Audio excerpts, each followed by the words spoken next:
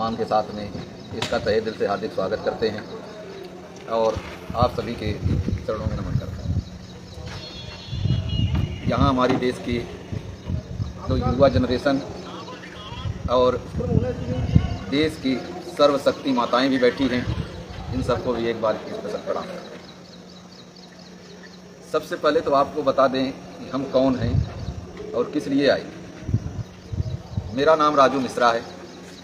मैं किसान मजदूर जागृति मंच का राष्ट्रीय अध्यक्ष हूँ और अखंड हिंदू राष्ट्र मोर्चा का प्रदेश अध्यक्ष हरियाणा का।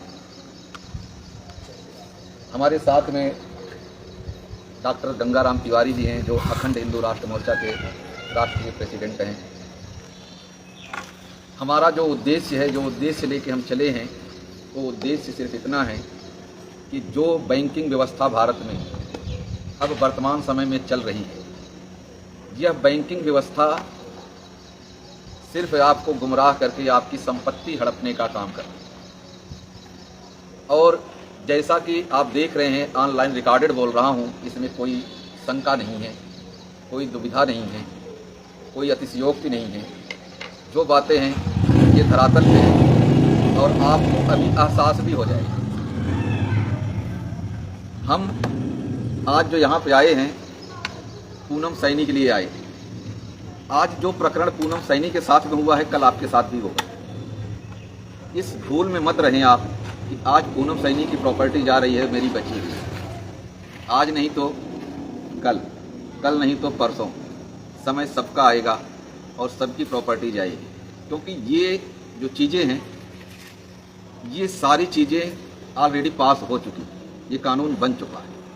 आपको जानकर हैरानी होगी कि आप जिस संपत्ति में बैठ करके अभी ये मीटिंग कर रहे हैं और कह रहे हैं कि ये संपत्ति हमारी है, हकीकत में आपकी है ही। अगर किसी भाई को शक होगा तो हमसे मिल लेगा, उसको दस्तावेज के तौर पे दिखा देंगे कि कैसे नहीं, आफ्टर ऑल कैसे उनकी नहीं। जो पूनम सैनी जी हैं, इन्होंने एक बैंक से लोन लिया, AU small finance bank. Rajasthan में सबसे बड़ा आतंक AU स्मॉल फाइनेंस बैंक का है और AU स्मॉल फाइनेंस बैंक का काम ही है लोगों की संपत्ति लेकर के बानिया को देना। यानी आपको कुछ नहीं देता है, आपकी संपत्ति हड़पता है। और हड़पने के लिए एक प्राइवेट कानून है। आप लोगों को जानकर हैरानी होगी कि हमारे देश में दो तरह के कानून भी हैं। एक तो संसद से पास होता है और एक दूसरा कानून है प्राइवेट कानून, जो बैंकिंग व्यवस्था और RBI पास करती है। हम लोग हमारी जेब में जो पैसे लेके चल रहे हैं, जो पेपर करेंसी लेके चल रहे हैं, वचन पत्र, बैंक नोट, उसी को हम उसको असली धन समझे बैठे हैं और उसी के चक्कर में हम अपना सब कुछ गंवाते जा रहे हैं। रिश्ते नाते, जमीन जायदाद, परिवार, सब उसी नकली खेल में हम चल रहे हैं और डूबते जा रहे हैं। अभी पूनम चंद सैनी जी से पूछिए आप लोग कि बैंक ने इनको कितने रुपए दिया था। रुपए दिया था मतलब कैश इन हैंड, इनके हाथ में कोई रुपया दिया था क्या? तो संभवतः उत्तर मिलेगा नहीं। हालांकि मैं अभी तक मिला नहीं हूं पूनम सैनी से, लेकिन ये जो मेरा अनुभव है अब तक, जितने लोगों से मिला, जितने लोगों की संपत्ति कुर्की से बचाई गई संगठन के द्वारा, सबका यही जवाब मिला। और तकरीबन मैं पूरा हिंदुस्तान घूम चुका। तो भारत का कोई ऐसा कोना नहीं है जहां पे हमने अनलॉक की प्रक्रिया न करवाई। और पूरे भारत में मुझे एक ऐसा कोई व्यक्ति नहीं मिला जो ये कह दे कि मैंने जो लोन लिया था उसका पूर्ण रूपेण भुगतान कर दिया। आज तक ऐसा नहीं मिला। अगर आप लोगों के पास कोई ऐसा मिले तो जरूर बताइए। लोन की प्रक्रिया में कोई व्यक्ति आज तक निकल नहीं सका।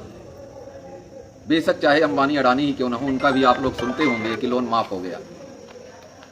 ऐसा कोई है नहीं कि एक के लिए माफ हो जाए दूसरे के लिए ना हो। कानून तो सबके लिए बराबर होना चाहिए, लेकिन ये एक भ्रम फैलाया जाता है। आम आदमी के जहन में ये भ्रम फैलाया जाता है। और अगर आप ये सोचें कि बीजेपी ये कर रही है, इससे अच्छा कांग्रेस आके करेगी, तो ये आपका भूल है। पार्टियां सारी एक हैं, सारों का एक ही एजेंडा है सारों को सिर्फ हमारा आपका खून चूसना है, हमारी आपकी संपत्ति को हड़पना है। यही इनका मोटिव, यही उनका उद्देश्य है। अब इस लोन में एक सबसे बड़ा भ्रम होता है, वो है सेटलमेंट।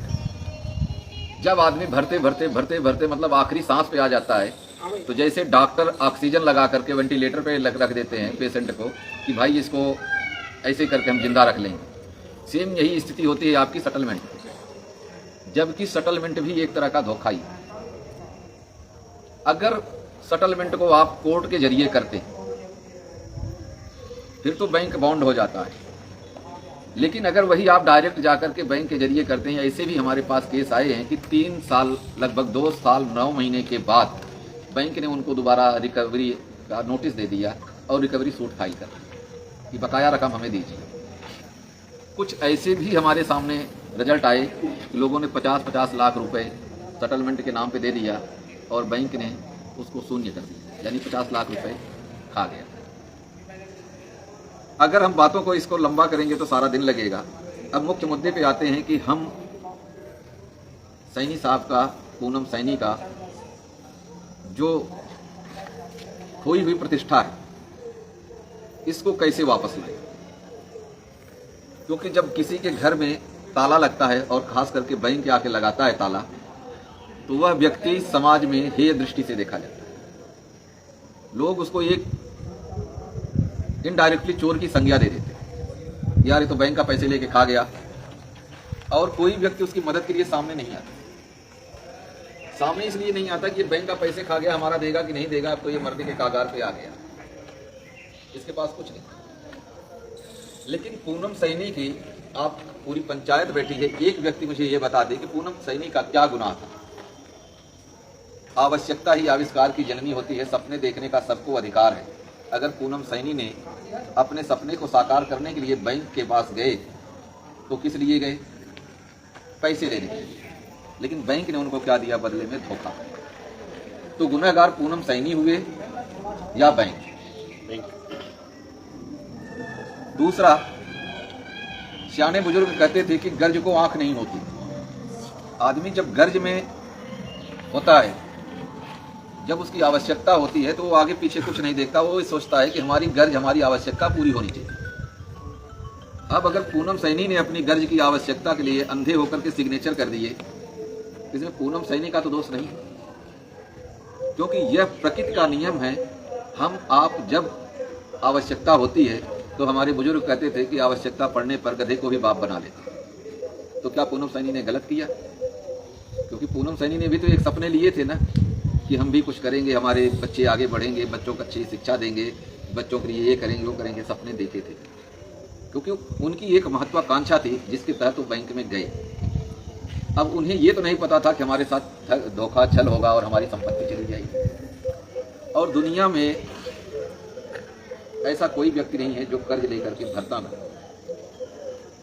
खास करके हमारे भारत में आज से नहीं, अंग्रेजों ने भी इतिहास में लिखा हुआ है कि हमारे देश के लोग भी बहुत ईमानदार हैं। किसी से लेते हैं तो देना हर व्यक्ति चाहता है। परिस्थितियाँ डिफरेंट हो सकती हैं, अलग हो सकती हैं, लेकिन कर्ज लिया है तो देना हर व्यक्ति चाहता है। और ऐसे ऐसे भी लोग हैं जो कर्ज लेने के बाद बैंक में पैसे भी लेके गए, लेकिन बैंक ने पैसे नहीं लिए, उसकी संपत्ति ले ली। संपत्ति ले ली, पैसे नहीं। और करोड़ों का माल बैंक लाखों में बेच देता।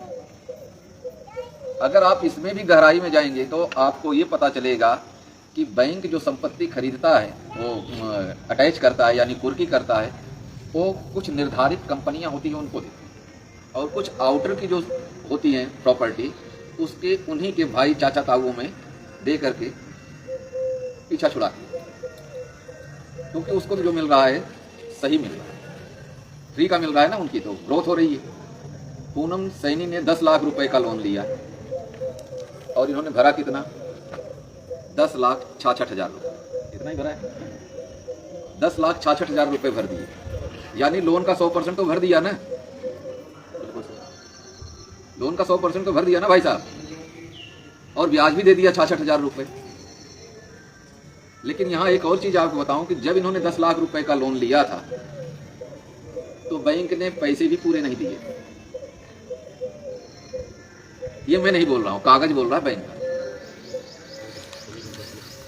यानी लगभग 50-60 हज़ार रुपये कम दिए। क्यों कम दिए? आपका बीमा करना है, आपका ये करना है, इतना सर्विस चार्ज लग गया, वो लग गया। तो भाई अगर बीमा किया है तो जब बंदा फेल हो गया तो वहाँ से कवर कर लो। सही है कि नहीं? लेकिन नहीं, वो तो सिर्फ एक रेप ऑफ द माइंड, मतलब आपके दिमाग को डाइवर्जेंस के तहत दिखाना है कि कितना लेना है। यानी अगर वो 50,000 रुपये ले लिया तो उसका भी तो ब्याज दे रहा है ना पूनम सैनी। यानी कहते हैं एक सिक्के के दो पहलू होते हैं, चिट भी मेरी पट भी मेरी, सिक्का मेरे जेब में, आपके पल्ले कुछ छोड़ा ही नहीं, कहाँ से आप भरोगे? और यही स्थिति आने वाले 2-4 साल में आप सबके साथ होने वाली। अगर आज आप लोग सामने आकर के पूनम सैनी का साथ नहीं देते हैं ना, तो कल आपके लिए कोई राजू मिश्रा, गंगाराम तिवारी आएंगे या नहीं आएंगे, ये वक्त बताएगा। क्यों? क्योंकि हम तो अपनी जान हथेली पे लेके चलते ही, हमें कोई वो नहीं मारना, यहाँ से निकल रहा हूँ मार दो गोली, कोई फर्क नहीं पड़ता। लेकिन पीछे हम नहीं हटने वाले हैं, न पीछे हटने वाले हैं, न झुकने वाले हैं। आज जो यह कार्यक्रम रखा गया है, यह सिर्फ इसलिए रखा गया है कि हम चाहते तो आकर के पूनम सैनी से ताला तोड़वा देते, कहते आप अपने उसमें रहो, कोई दिक्कत नहीं।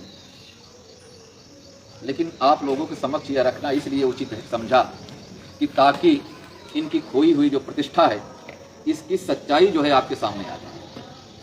ये इस व्यक्ति को कितना शोषित किया गया, कितना उत्पीड़न किया गया। और सबसे खास बात ये कि जब समाज मूक हो जाता है, मूक का मतलब आप समझ रहे होंगे, गूंगा। जब समाज गूंगा हो जाता है तो दुश्मन को बल मिल जाता है। और आज आप लोग अगर गूंगे हुए हो तो पूनम सैनी के साथ में ये हाल हुआ। और आप लोग ही अगर जाग जाओगे तो किसी की हिम्मत नहीं है कि पूनम सैनी की तरफ यूं आंख उठा के देखें। और ये मत सोचिए कि आज पूनम सैनी के साथ हुआ है आप ही भुगत लेगा, कल सबके साथ होगा। अब इस जो प्रक्रियाएं हैं, इस प्रक्रियाओं में हमने सबसे पहले intimation letter state of commissioner, DGP, SP Alwar, मैं राजगढ़ हूँ, इन सबको दिया हुआ है। और उसके तहत हमने ये मांग की थी कि ये चीजें मिलने के बाद 3 दिन के अंदर हमें इसका सॉल्यूशन चाहिए। अगर 3 दिन के बाद प्रशासन नहीं किया तो हम अपना काम करने के लिए बाध्य हैं। क्यों? हमारे धर्म संस्कारों में भी लिखा है कि क्राइम का बदला क्राइम होता है। यह क्यों कह रहा हूं, आपको प्रमाणित करूं। यानी जुर्म जो होता है ना, जुर्म का इंसाफ जुर्म से होता है। कैसे होता है? आप सभी लगभग, मैं समझता हूं आजकल एक आम बात है कि हर व्यक्ति के घर में सुंदरकांड का पाठ होता है। चलो आपके यहाँ होता होगा कि नहीं होता होगा। सुंदरकांड में जब हनुमान जी पहुंचते हैं रावण के सामने, उनको बांध कर ले जाया जाता है, तो रावण ने हनुमान जी से पूछा कि मारे निश्चर के ही अपराधा, कहु कप तो न प्राण कई बाधा। यानी हे बंदर, तूने हमारे असुरों को क्यों मारा? तो हनुमान जी ने जवाब दिया था, और वही जवाब आज हम बहन को देंगे। हनुमान जी ने जवाब दिया कि जिन मोहि मारा तिन मैं मार्यो, तापर बांधे तो नहीं तुम्हारे। यानी जिन्होंने हमारे पे वार किया हमने उनको मारा। अगर आपके पास कोई आकर के मारने के लिए तैयार हो जाएगा तो आप अगर गांधीवादी में ये गाल कर दोगे, अब वो समय नहीं रहा। प्रत्युत्तर में हमें बचाव करना पड़ेगा, और बचाव जब हम करेंगे तभी हम आगे मुकाबला करेंगे। और आज मेरा ये जो कहने का उद्देश्य है कि क्राइम का सॉल्यूशन क्राइम है, इसको आप अन्यथा न ले कि हम आपको कह रहे हैं कि क्राइम करिए, ये नहीं कह रहे हैं। यानी हर चीज़ के 2 अर्थ होते हैं, 2 मतलब होते हैं, 2 स्थितियां होती हैं। इसको आपको समझना पड़ेगा गहराई से।